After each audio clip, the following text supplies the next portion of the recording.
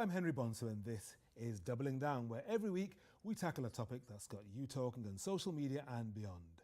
Joining me today are Aparat, Director of the FAIR Network, which campaigns for equality in football, Simon Anholt, founder of The Good Country, which advises governments about their international image, and the author and blogger Richard Phillips. Thank you very much, guys, for coming in. Good to see you here. Now, the FIFA World Cup is over. France's victory ceremony may have been a washout, but it certainly didn't rain on Russia's parade during the most thrilling tournament anyone can remember.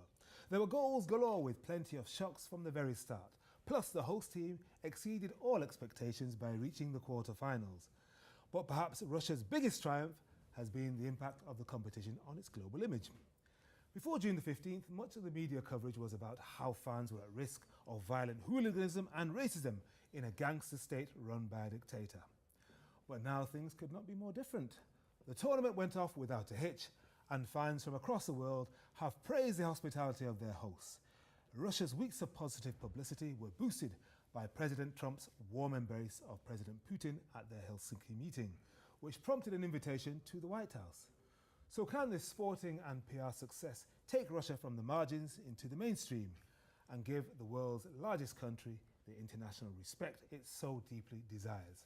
Okay, let's get first reactions from the panel. Now, Piara, you were there and you experienced it. We'll come to you first. I mean, what was it like, the reality, compared to what you had thought beforehand?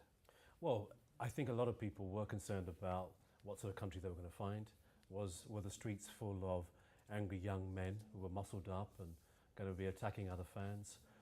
Were the police going to be restrictive, controlling people's movements, controlling their actions? In the end, everybody found a very friendly population, people who wanted to make you feel welcome, people who had bought into the idea. Were you personally surprised? I wasn't so surprised, because I think I've been to other World Cups and we know that's the narrative that it follows. But I know that many people were, everyone I spoke to who came from outside of Russia or the former Soviet Union, were very, very surprised and pleasantly surprised, of course. Richard, I'm going to come to you.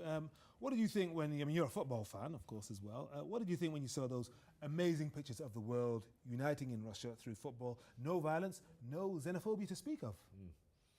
I thought that they're terrified of Vlad. As in the President, Vladimir Putin? I mean, basically, there was a very interesting documentary about David Dimbleby, in which one of the points he made... British broadcaster, yes, David Dimbleby. Yes, on the BBC a couple of days before, which he pointed out that 99% of people who are brought to court in Russia are found guilty. Yes.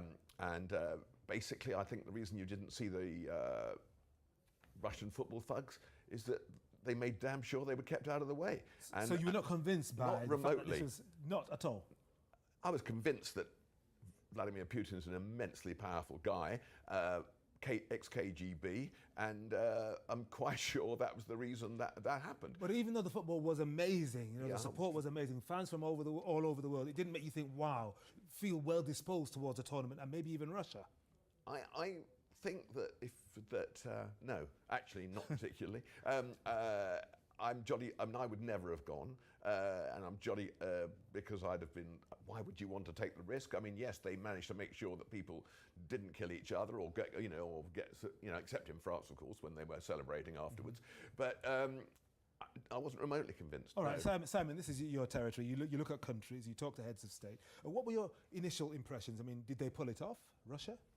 Well, they pulled it off to the extent that it was a way in which a large number of people around the world could actually meet some Russians, probably for the first time in their lives. And one of the things we've got to remember is that anti-Russian propaganda is a very, very old habit of the West. And over many generations, people in the West have been subjected to a diet of anti-Russian propaganda. At this point, I don't express an opinion on to what extent it's deserved. But when you say anti-Russian propaganda, some people say, well, it's just news, it's what happens and it's reported in a way. Yes, but you know just as well as I do that there are many different ways of telling a news story. And the emphasis does tend to be somewhat on the negative side, and relentlessly so over generations. And so this idea that Russia is a terrible place is deeply embedded in the Western consciousness. And when people actually go there for a football match, a thing they wouldn't normally do if there wasn't a football match, and they meet people and they discover actually Russia's a country full of human beings. And human beings are actually really nice, pretty much wherever most you human go. beings are pretty most good. human beings are really nice. Yeah. I mean, I've never been to a country where I've found that everybody's nasty. That just doesn't happen. Yeah. And so I think that's probably quite useful. Whether it lasts or not, whether it has a huge impact is another question. Generally speaking, either putting on big sporting events, hosting the Olympics or whatever it is, or spending lots of money on advertising campaigns to try and fix the image of a country. It's a myth. It doesn't work. We'll Never come to has that and in never more will. detail. Yeah. But in headline terms, at the beginning, when you saw it, the fantastic month of sporting, footballing excellence, you thought, way to go, Russia, this is great, this is fantastic. Did you think? No, I wasn't watching actually because I don't like football, but I was aware of it going on in the background, and I thought, well, yeah, usual stuff. I mean, one of the things, Henry, also to add here is that people also, of course, the human beings were nice and they were human beings, but the cities, the history, you know, everything that Russia has to show off. This was, if you like, the history that we read about come to life. Every Great city you go architecture, to, beautiful great architecture, squares. beautiful squares, beautifully maintained monuments, all of that sort of stuff, I think, added to the appeal of the place for many people. But it's not enough of an appeal for you, Richard, at this point. Well, some beautiful architecture and some hideous architecture. No, because I was talking to a friend of mine today who lived in Moscow for a few years and was telling me about the central lane running down roads in, you know, exclusively reserved for politicians and, you know, and oligarchs. You know, and you think about that, you know, ordinary Russians driving their Ladas or whatever it happens to be, they're bombing down the road in their Mercs. I don't think they drive Ladas anymore. Well, most whatever Russians. they do drive, but Okay. you know, with the oligarchs bombing down the road, you know, to their dachas wherever it happens to be, you know. Personally, I don't. I buy the argument that it's anti-Russian, you know, that Western news is framed in a certain way, but I think, you know, we all know what's really going on. Well, we'll develop some of that a little bit later on, maybe. Piara, you were in Russia as an official observer, I suppose, in some ways. But our next guest was there as a pure, unadulterated England fan. And in his blogs, Billy the Bee Grant seemed to sum up the spirit of football supporters from all over the world. England! England! But we say, Russia, thank you very much for being so polite. We've had a wicked time. Spasibo, Russia. Yeah!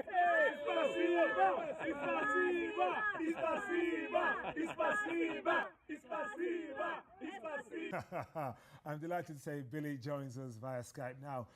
Spasiba for coming on, and we've just seen you and your fellow fans saying Spasiba to Mother Russia there. Now, how surprised were you by the warmth of the reception? I was very, very surprised. And it's interesting to listening to your guests inside the studio there as well. Everyone has got their own opinion. I know Piara very, very well. I met him out there as well. We had a lot of discussions about the Russian World Cup. I met him beforehand. He knows that I was very, very reticent to go out to the Russian World Cup, mainly because I was in Marseille. I've been to 7 World Cups now, 6 European Championships. I know football like the back of my hand. Nothing scares me when it goes to football, but I was in Marseille and we got chased around the square by the Russians. We got tear gassed, we got everything. And I just thought to myself, I'm not being funny, I like football, but I don't like it that much, you know what I'm saying? So I wasn't going to go to Russia for various reasons. I also had a Russian client who said to me when I was going to go to Russia in 2007, he said, Billy, and I said to him, all my mates saying, not a very good idea. I spoke to the client, he said to me, not a very good idea. So in the end, I didn't go. And in that match, the Russians rampaged. They were charging England fans in the hotel. They were beating up on the subways. There are a lot of very, very bad things that were happening. Now, what I will say is that I was reticent to go, but as I get my World Cup bug, and you know me, Henry, you know when it comes to sort of 2 weeks before the World Cup, and I'll start twitching. And That's right, you do. You have to go the Wanderlust. It's like, it is. It's like, I'm only going to the 3rd match because I was only going to go to the 3rd England match. So I looked around, I found a really cheap flight, and I said to my wife, I said, look, do you mind if I pop over to Russia for the weekend? And she goes, all right, fair enough. So in the end, I ended up going to the first match in Volgograd, which was literally in the middle of nowhere. I had no idea where Volgograd. Honestly, I had no history. I just knew nothing about it at all. And I flew out there. And I was a little bit nervous when I got there. I've met a few English guys on the plane. We bucked up together. We got a taxi together, got the taxi app, you know, took a 45-minute taxi into town. The taxi app popped up £2.30. I thought, ooh, blimey. You know, this is quite good. Billy, you sound like you're still pumped up. So tell us a little bit more about the reception. You go there a bit nervous, but you feel you have to be there, then That's what I'm saying. what was the Yeah, reception like? Well, this is the thing. I got to my apartment. The host, who, to be fair, when all this negativity was happening beforehand, and I was nervous beforehand because I was speaking to a lot of the media before saying I'm very nervous, Novichok, all these things are happening, and Russia is going to have problems for the English people. And I spoke to the hosts that were putting me up, staying in their houses. They said to me, don't be so ridiculous. We're so looking forward to you coming over. It's going to be fantastic. And they actually stopped me from being as nervous. When I got into town, I remember I got to the flat, nice little flat, and after I thought, right, I need to kind of get to the fan zone. But I was scared because everyone said, don't walk by yourself in Russia, as a black person, don't walk by yourself. So I started to try and find a taxi, but I couldn't. So I started to walk into town. Yeah, there's a few people watching me and everything. It wasn't a problem. Got to the fan zone. Literally, as soon as I got in there, people started hugging me. Photographs, more photographs, hugging. I thought, God, this is quite nice. By the end of the evening, I started about 10 or 11 o'clock. I got in about 6 o'clock in this morning, and I must have hugged about 78 people who were still hugging me by that time. And that's when I realised that, like I said to you, the football tournaments bring out a different set of people. When you go to a football match, a hardcore football match, like say for example, you go to Spartak Moscow, or you go to St. Petersburg, they've got a hardcore set of fans who kind of dominate that club. But so the World Cup brings out a different kind of person. Just last question, and briefly, Billy. When you hear now about what Novichok or Putin and Trump or any of the regular news stories that feed the cycle, do you now say, well, actually, I'm not buying this because I've been there and I've met the real people of Russia? So has your impression changed?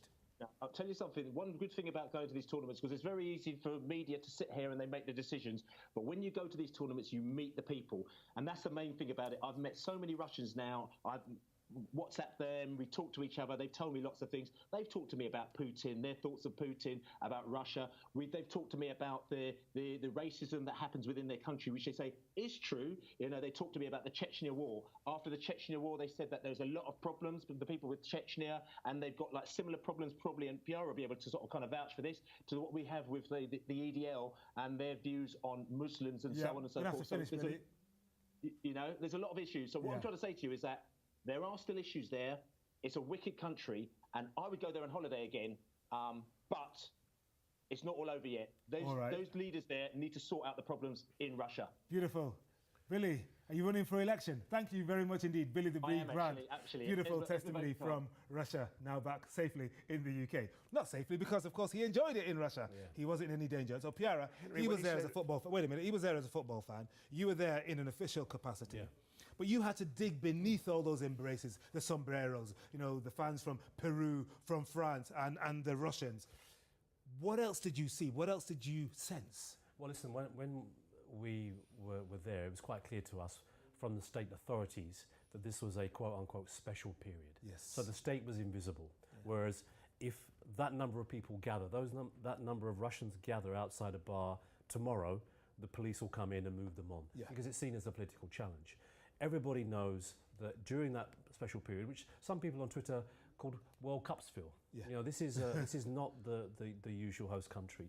And then you have the Peruvians, as you said, the Mexicans, the colour from the Argentinians. Yes. It's a very, very different sort of environment. But to pretend that is the real Russia, to pretend that Russians will feel as comfortable in their own cities, in their own country, as they did during the World Cup, is a myth. Well, but you're there as a football watchdog, using football as a tool for social change. So were you meeting activists from Russia, from Moscow? What were they saying to you? Well, I think many of the activists that we worked with were either people who the state is not interested in.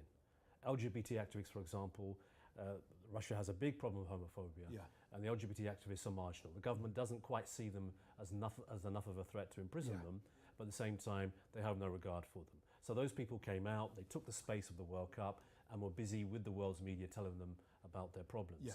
Whether we will get other political opposition figures who would take the same opportunity is a question, because you know that there will be retribution for that. And those that did will be facing retribution in the coming months. I want to come to you, Simon. I want to run some figures by you, because you love data, don't you?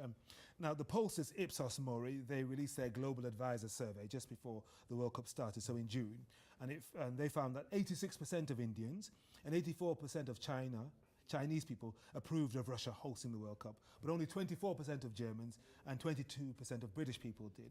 That was before the tournament. It's been a great success. How much do you think those figures would have changed if we did the same survey now? What do you think? Well, it sounds as if the question was specifically about whether Russia was the right place to host it or not. So in a sense, asking that question or do you get a better impression of Russia? Do you think it's a good thing for them to be hosting it? Yeah, something like that. Yeah. Well, I mean, generally speaking, if the thing goes off well, then people will feel, yeah, probably it wasn't a bad idea afterwards. But what's perhaps more interesting than that is the questions which are to do with what do you think about Russia generally now? And what I've found in my own research, time and time again, is that even highly successful events, even Summer Olympics, which of course reach a vastly bigger audience, generally speaking have absolutely no impact on the global image of countries. Sometimes there's a little blip which lasts a few months, but considering how much money is spent on hosting these things, the idea that the best reason to do it is in order to boost your image is a myth. It doesn't do that. And in fact, in many cases, rather surprisingly, it can actually do serious harm to a country's image. Because you've got to remember that when people are watching football on the TV or watching the Olympic Games on the TV, they don't just see the sport. They also see hours and hours and hours of documentary footage about the host country, the host nation.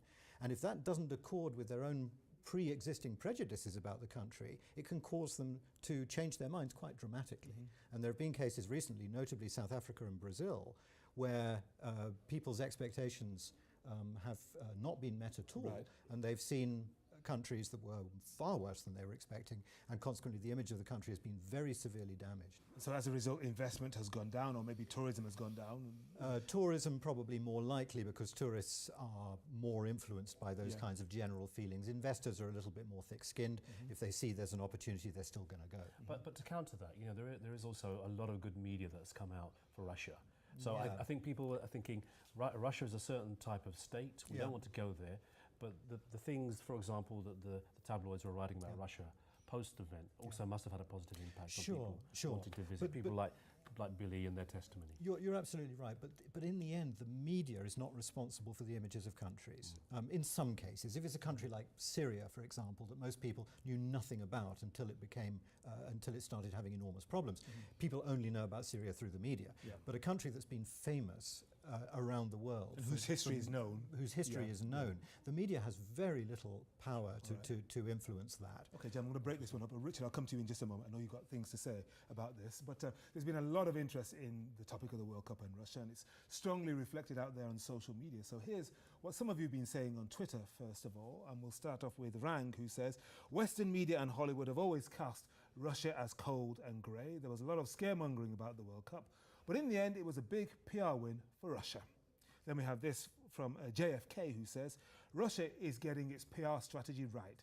Just after the perfect rebranding exercise that was the World Cup, Trump and Putin are setting forth on a path of we can work together.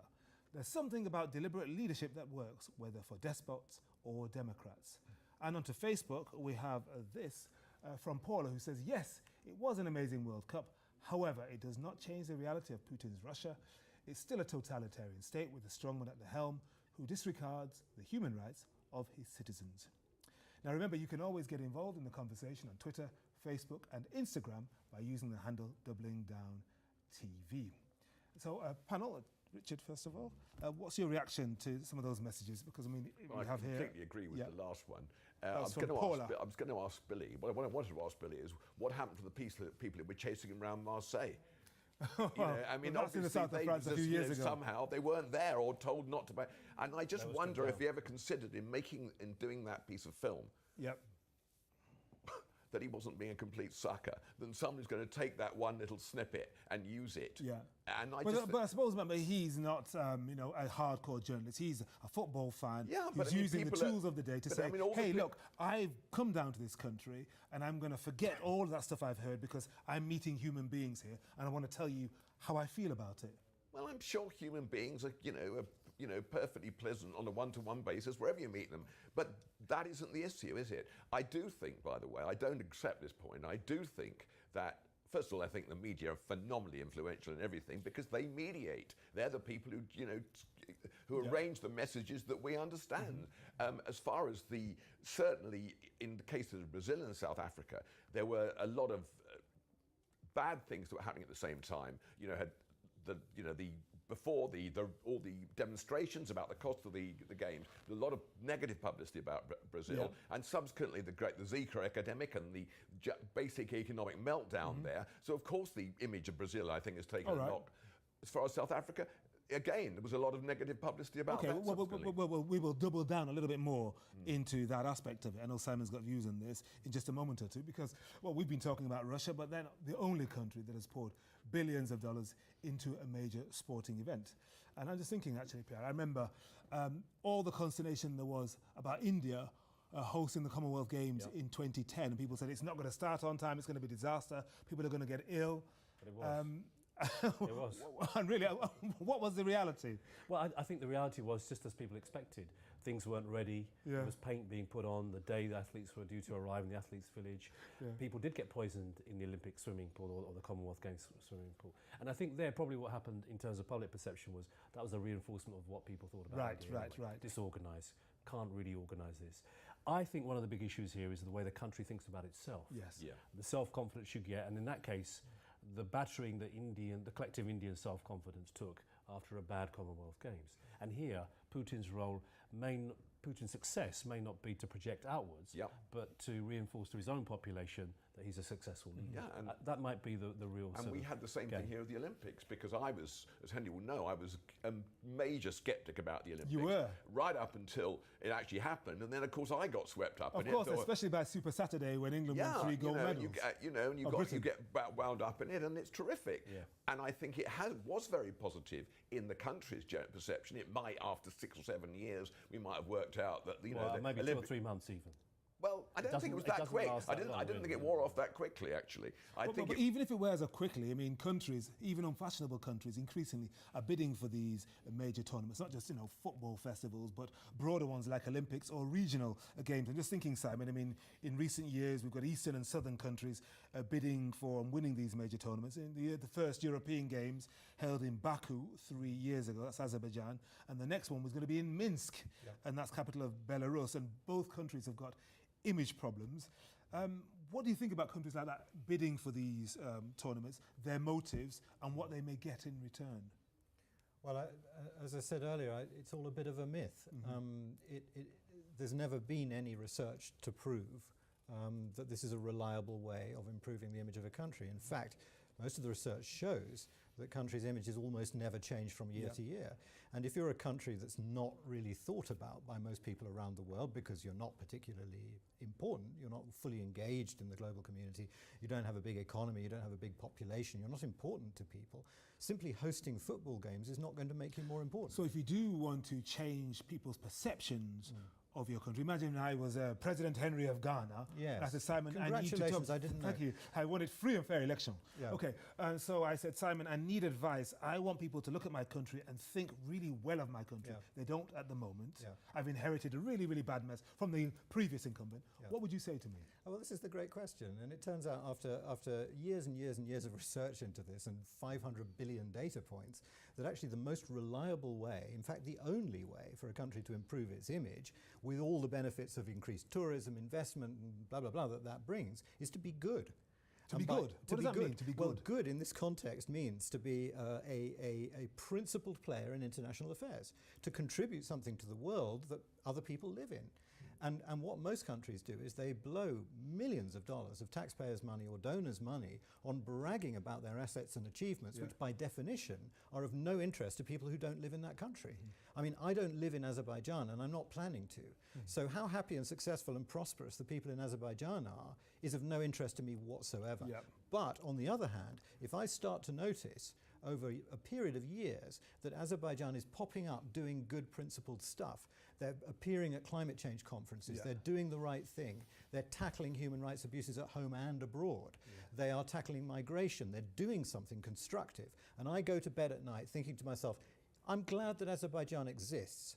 That is what's meant by a good country, and it's the only thing that works. So the advice to President Putin, if the World Cup hasn't moved the needle in the positive direction, apart from with Donald Trump maybe, start playing a more constructive role in international affairs. Now, he would argue he already does that by his own lights. So let's not get into that argument, but it is the only way that works. And I'm disgusted every month when I see desperately poor countries spending enormous amounts, shocking amounts of taxpayers' money on logos and slogans and advertising campaigns in the belief that this kind of propaganda will somehow change the world's view of that nation without the nation needing to change. Yeah. People like that should not be in power. They should be in jail. My God, you're giving us a brilliant free advice there. We're going to have to close it. I know you've got something else to say, Piara. I think this is great, but there is something about just doing stuff which probably helps your country's recognition. Yeah, absolutely. So don't just brag, do. That's what I'm saying. Yeah, fantastic. Absolutely. Brilliant point at which to end. And that's it for this week. Thanks very much to my studio guests, Simon Anholt, Richard Phillips and Piara Power. For news of next week's topic and to get your views in early, check out Doubling Down on Facebook, Twitter and Instagram. Till then, thanks very much for watching and goodbye.